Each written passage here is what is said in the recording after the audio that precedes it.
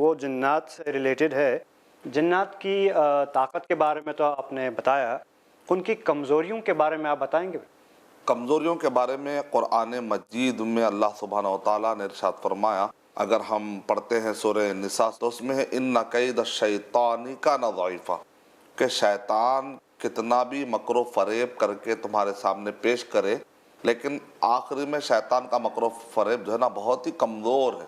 اس لیے قرآن مجید میں اللہ سبحانہ و تعالیٰ ارشاد فرما رہے ہیں کہ شیطان تمہارا کھلا دشمن بھی ہے۔ شیطان چاہتا کیا ہے ہم سے؟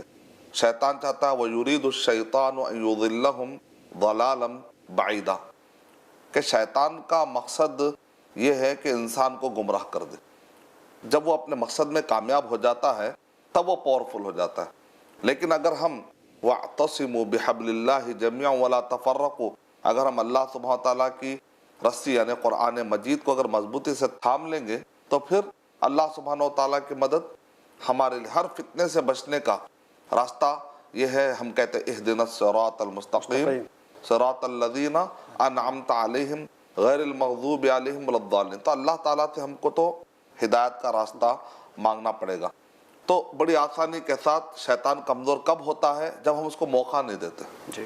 لیکن وہی شیطان ہمارے اوپر بھاری پڑ سکتا ہے اگر ہم اس کے باتوں پہ چلے جاتے ہیں، بلکہ اللہ تعالیٰ قرآن مجید میں ارشاد فرما رہے وَمَن يَعْشُ عَن ذِكْرِ الرَّحْمَنِ نُقَيِّضْ لَهُ شَيْطَانًا، اگر کوئی اللہ کے ذکر سے منہ موڑ لیتا ہے تو اللہ تعالیٰ اس پر ایک شیطان کو مقرر کر دیتے ہیں۔ حالانکہ شیطان ہے کمزور، لیکن شیطان پاورفل کب ہو جاتا ہے؟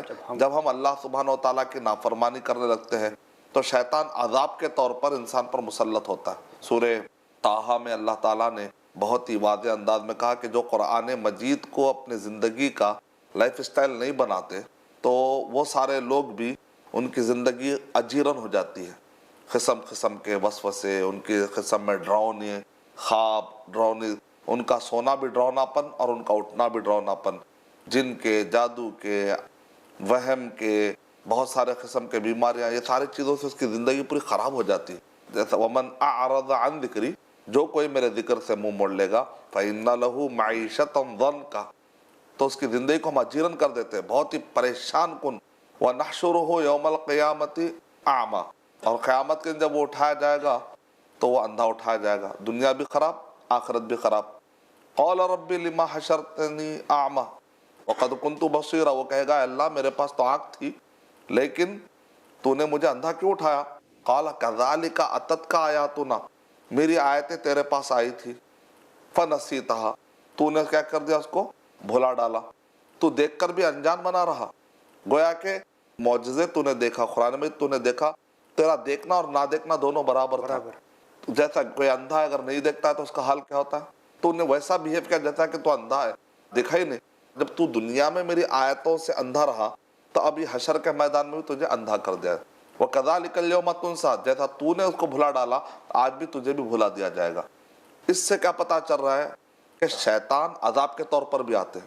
کمزور ہے شیطان لیکن قوت والا بن جاتا ہے اس وقت پر جبکہ اللہ کی مدد ہمارے ساتھ نہیں ہوتی ہے۔